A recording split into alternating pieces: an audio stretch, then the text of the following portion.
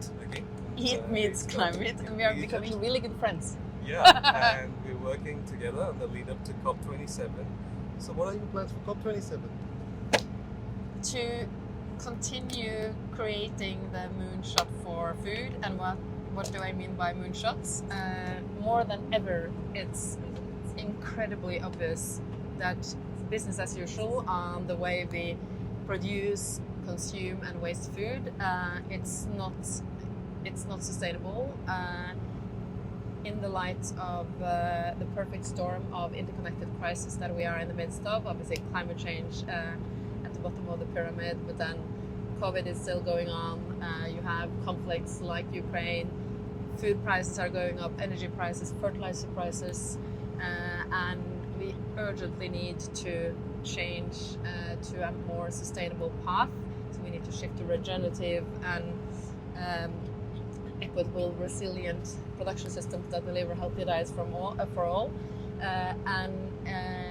COP27 must be a turning point, and we need to get food onto the climate agenda, but in the broader context. So we really need a food systems perspective. There are many promising initiatives internationally as well as in Egypt. You are working on a few of them, Danush. What would you say would be what can we achieve by COP27? So for me, I've been doing global policy work for quite some time. Done quite a few COPs. But at the end of the day, these conversations can be very distant from what happens on the field. Yeah. And that's why I think it was humbling today to go to the field, see what farmers in Egypt are facing, be it livestock herders or farmers farming corn. And they have to farm in this kind of terrain that we're seeing outside the window. Yeah. And how can we connect what's happening at the policy level at COP27 to the fields, to the plates of people? Yeah. That's what I would like to do at COP. And I think we have a unique opportunity, because I couldn't agree more. It's really about the people and meeting people where they are, and also being able to present solutions. So it has to be about action on the ground. It has to be about implementation, and just meeting the people that were trying to grow crops in this desert land is just so sobering.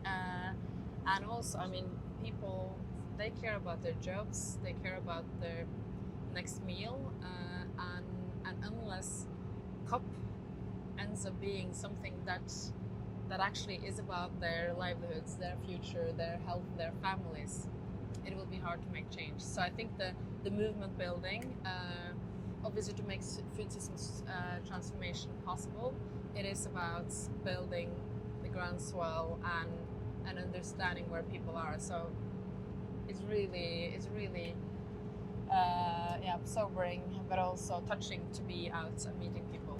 So I completely agree with you on creating that groundswell of movement, getting people together, because otherwise it's not going to happen even if we have another global agreement. So how do you create that groundswell?